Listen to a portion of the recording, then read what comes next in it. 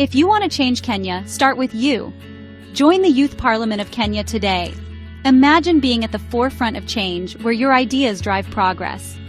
The Youth Parliament of Kenya is your gateway to influence policies and make a lasting impact on our nation. Thank you so very much. In just a minute, I'll be putting video on. Yeah, so this is me, Benjamin Pascal. Nabwana is also actually the name that is giving you a difficult time to pronounce. Yeah, so I'm really grateful for the opportunity this afternoon to speak to us. And this is an incredible opportunity and the space that we have as young people across Africa to just come together and do share quite a lot on what needs to be done at this particular moment, because for a long period, we have been having these conversations, these dialogues. Trust me, this summit is not the first one, and probably might not be the last one. But what we take pride in is that we are having these conversations, and we keep having them so that we can be able to attain what we really want to see, and that is change in our communities. And that change also does include making sure that young people are actually involved. They are stakeholders to be part of the decisions that are made. These decisions are those ones that actually does impact their lives. So I'm sharing briefly. I have quite a lot to talk about, but because of time, I will try to see how I can be able to make these short. So I was given to touch on youth-led policy frameworks in the digital age. So for my end, I'm looking at that, and I've added something which reads building the table and not just waiting for a seat. So fellow youth leaders, brothers and sisters of Africa, I greet you with hope, not the passive kind, but the kind that burns into actions, to solutions and to policy, because for too long, summits like these ones have been able to give us space to speak. But the problem has been not to act. This means we've gathered, we've done recommendations with them. We have actually done, we have envisioned, but oftenly we've not been able to implement. Or if we have, then there has been something somewhere that has actually not been able to work properly. And my wish through this summit, with everything that we've really discussed about, is that we have these come to an end. So quickly, let me just briefly touch on understanding youth-led policy frameworks in the digital age. That is a wholesome word, or rather it appears to be a statement, but to simplify it, it's just basically a youth-led policy framework, which means young people are not just stakeholders, but they are architects, meaning they set the agenda, they develop solutions, and they actually implement them. So the digital age has moved people that we call gatekeepers. You know, we had to go through someone for anything that we are trying to advocate for to actually go through. And nowadays, through technology, we can crowdsource ideas, we can mobilize at scale, and even draft and push legislation using platforms like change.org. I believe you guys have come across it, where people come up with petitions and they garner the people's support and push for these reforms to actually happen. We have tools like open governance tools. We have platforms like WhatsApp groups. We have social media movements. And we also are having virtual parliaments. This is where also the Youth Parliament of Kenya, the organization that I work with, has been able to see across the African continent, where young people are actually taking shape to charter their own cause. We have the Ghana Youth Parliament, we have Nigerian Youth Parliament. I think Ellie will agree with me on that. And so basically, we are taking that opportunity because the gatekeepers have been removed, and that is because of the digital age. Now, When we talk about youth policy-led frameworks, it's very important for us to understand that a framework is more than a moment because it has to have certain elements. And I'm going to mention 4 elements that makes up a framework. Number 1 is that a policy framework needs to be structured. That means it needs to be with defined processes for input, for revision, and for action. The second element of it is that it needs to be localized. That means it must be relevant to our counties, our communities, the cities that we live in, and also nations at large. And number 3 element is that it has to be scalable, meaning it must be designed to replicate and adapt across borders. If you come up with a policy framework, let it be something that can work across borders, not just limited within a particular scope. The 4th element is that that framework has to be accountable. That means it has to be built with tracking, with transparency, and with civic pressure tools. Now, let me just mention within a minute the crisis of policy summits that end up without actions. Across Africa, as I've mentioned, thousands of youth summits are hosted each year. But my question is, how many result in, number 1, national bills? How many of those summits result in budget allocations? And how many of those result in institutional reforms? Not just resulting in, but also actions that eventually gets implemented. So the problem is not that we are not speaking. It's that there is no continuity, okay? There is no consistent follow-up mechanism and no youth-led body demanding executions. And if there were, please forgive me, we wouldn't be having this conversation. The fact that we are still having this conversation means that something was meant to work, but it did not. Now, the truth is we've been treated, especially young people, we've been treated as guests in spaces where we should be hosts.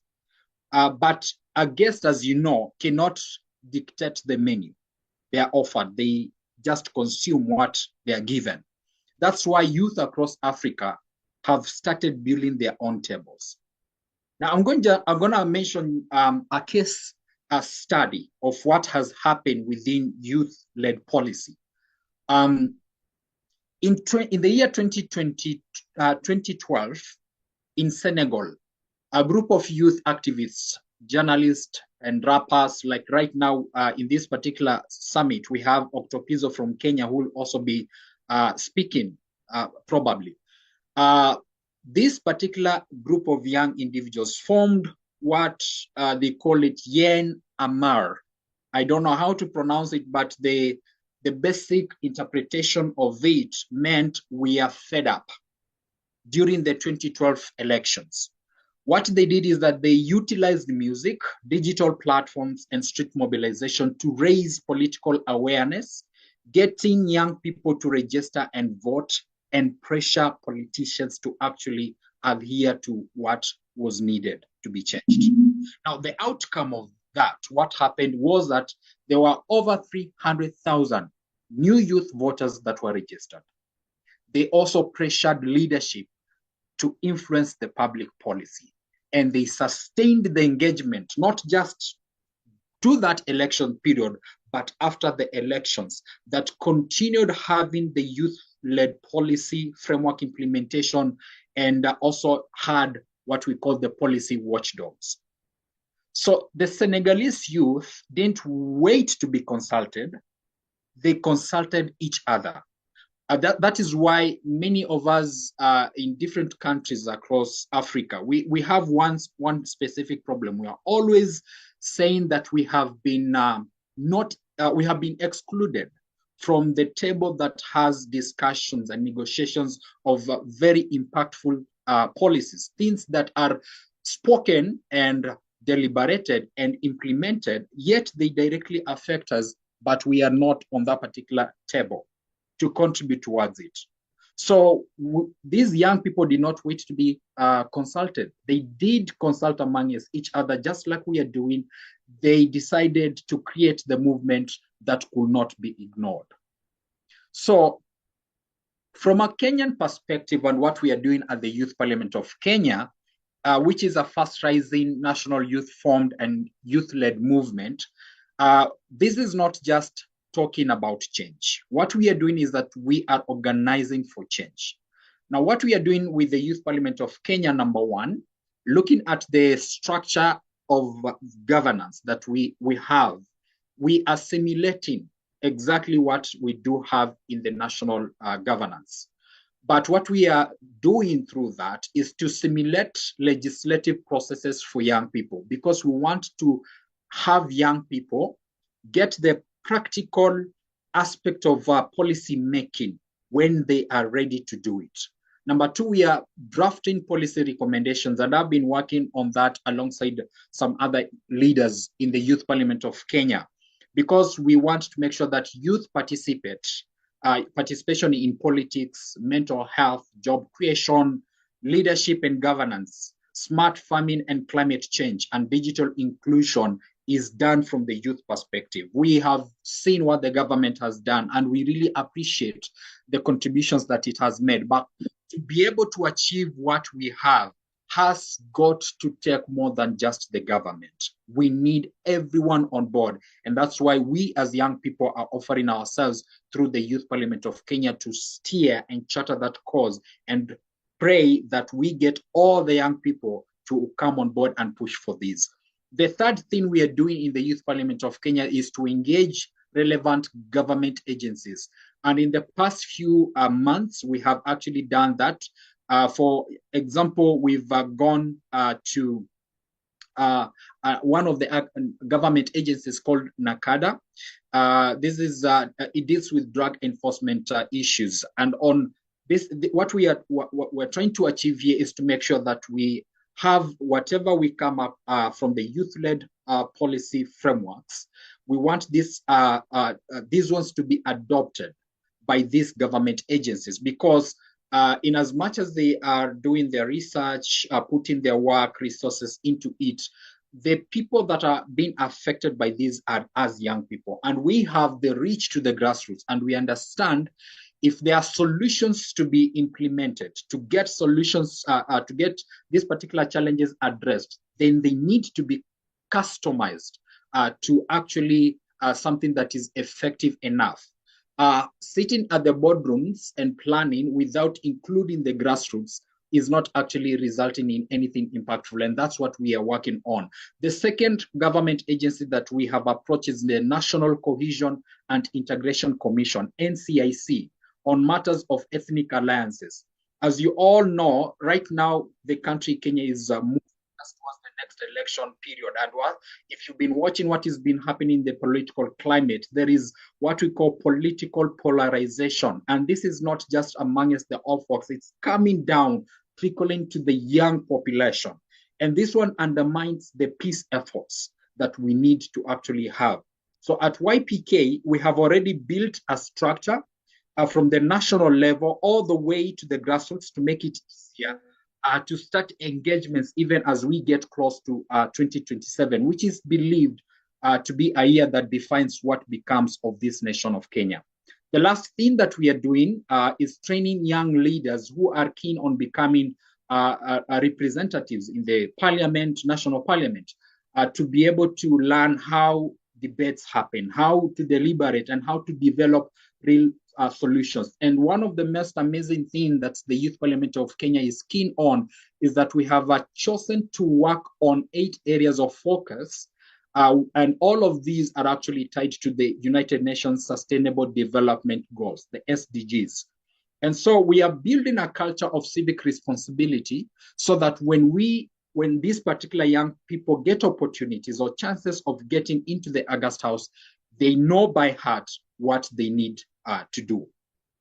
But we are also moving away from simulation to action. And this is what I'm emphasizing on, that in this summit, as we come to an end of it, we need to move beyond the conversations. We need to actually now move into actions. So we are working on a youth advisory bill to institutionalize the youth representation from across the 47 counties in our country. So we are using social media, we are coming up with webinars and digital petitions to build support across Kenya. Now, our target after the official launch of the Youth Parliament of Kenya, which is set in this August of 2025, and I hope, Ellie, we will reach out and invite you, and we hope that you actually come down, is to rally a following of about 200,000 young people by October of 2025. And we want to scale that number higher up by 500,000 by December of 2025. So hopefully by 2027, what we are aiming at is having this number rise to about 2 million. One of the most efficient ways to see results is to rally youth for signatures and push for reforms. Just like I've mentioned, one of the tools is thechange.org, where many petitions are put there. So this is what I mean by us taking actions and not just talking about it, right? You put in the work, the energy, and bring young people together for a cause. And when you look through the policy frameworks that are not working, how can we work on ratifying these? And then how do we put it into action to eventually get the results that we want to see? So what can we do to scale up across Africa? Because this is the biggest question. This conversation is not just about Kenya, but now about Africa, across Africa. Now, what I'm advocating for is that we need to turn these ideas into action. And here's what we must certainly and collectively do. Ellie and the rest of the leaders that are here, the number one thing that I'm advocating for is that I believe there are some that have already happened, but because this is a yes, and we want now to utilize this particular platform to actually work on something that is impactful. Number one, I'm looking at us establishing national youth digital policy hubs. Now, these youth-led digital platforms in each country will help to gather real-time feedback and therefore co-create bills with policymakers. And number two, I'm looking at us lobbying for youth policy inclusion laws. So just like the National Youth Councils, we must also advocate for legal frameworks and mandate the youth consultation in policy making. And I'm so grateful because Ellie and the team, this is where you guys are really, really good at. You've already created a platform across Africa, and this is where we can actually utilize that particular opportunity to be able to achieve this. Number three, I'm looking at us creating a Pan-African youth policy coalition, meaning let us get connected from the Youth Parliament of Kenya to Nigerian, to the Ghana, to any other organizations that is pushing for this, with similar other organizations in Uganda, Senegal, Ghana, South Africa, and let us create a continental platform for coordinated advocacy. We also, number four, need to leverage AI, open data, and tech, because using these tools that I've mentioned in policy simulation and blockchain accountability helps us to track and measure implementation and public trust. And the last thing I'm talking about is us engaging the grassroots, because Ellie and leaders across Africa, we cannot, there is no framework that will succeed if it does not touch the young people in the villages, the young people in the grassroots. So it's not just the youth in the capitals, but also the young people in the villages. So as I bring this to a conclusion, what I want to conclude with is that is to say that we, the youth of Africa, are not a problem to be solved. We are not. We are the solution waiting to be trusted. And that trust has not been there for a very long time with the leaders who are already in place. So this digital age gives us the tool our forebearers never had. So we need not to waste this opportunity. Let us draft, let us act, and let us demand.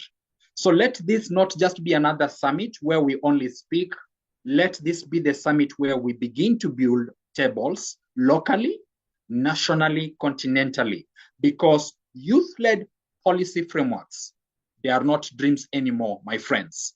They are drafts, they are documents, they are debates, and they are decisions that are waiting to be implemented. That's my time. Thank you so much, Ellie. The mic is back to you. Sure, thank you. So mine, my clarion call is just to say, today we've not just talked, we have dared to imagine a new Africa, and not just today, but also for the last 2 days that we've been on this summit. So an Africa where policies are not just made for us, but with us. We are looking at where youth are not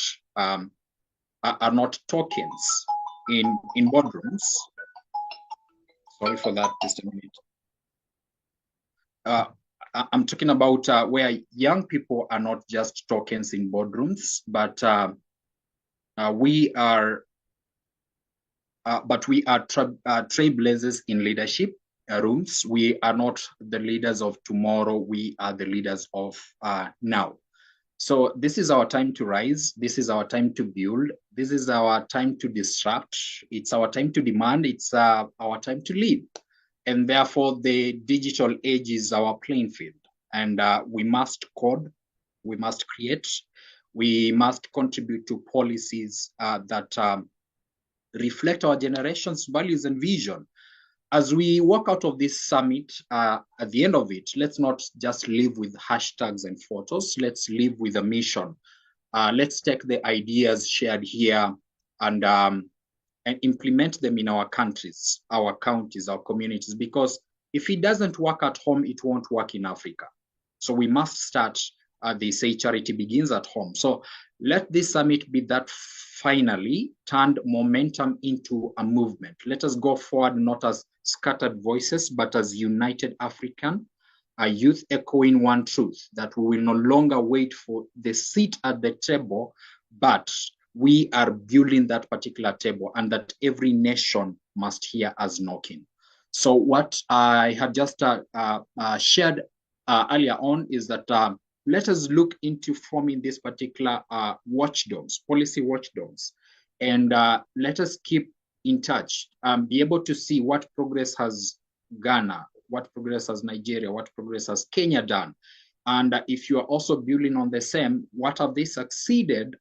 Where have they succeeded that we are still working on, so that we could borrow from each other and also get that particular support, because information sharing and knowledge exchange is also one of the key things that is going to help us to achieve what we are looking for. It will be rather absurd to see other young nations where young people have actually put on a lot of efforts and they are succeeding on the same issue that other young people can also do somewhere, but they don't know how to begin. So reaching out is how we are going to be able to do this. And now a Yes Summit has already created that platform. We don't need to go and now, begin from scratch. We just take it from here, move forward, and be able to create that particular network that can be able to help us to support our causes all through and achieve what we are looking for. Thank you so much, Ellie. Back to you. YPK empowers young Kenyans like you with the skills and opportunities to become effective leaders. Engage in debates, workshops, and community projects that amplify your voice and vision. Don't just watch from the sidelines. Step up and be the change you want to see. Whether you're passionate about social justice, economic growth, or environmental sustainability, YPK is the platform where your dreams for Kenya can become reality. Join a network of ambitious, like-minded youth who are shaping Kenya's future. Your voice matters, and together we can build a better tomorrow.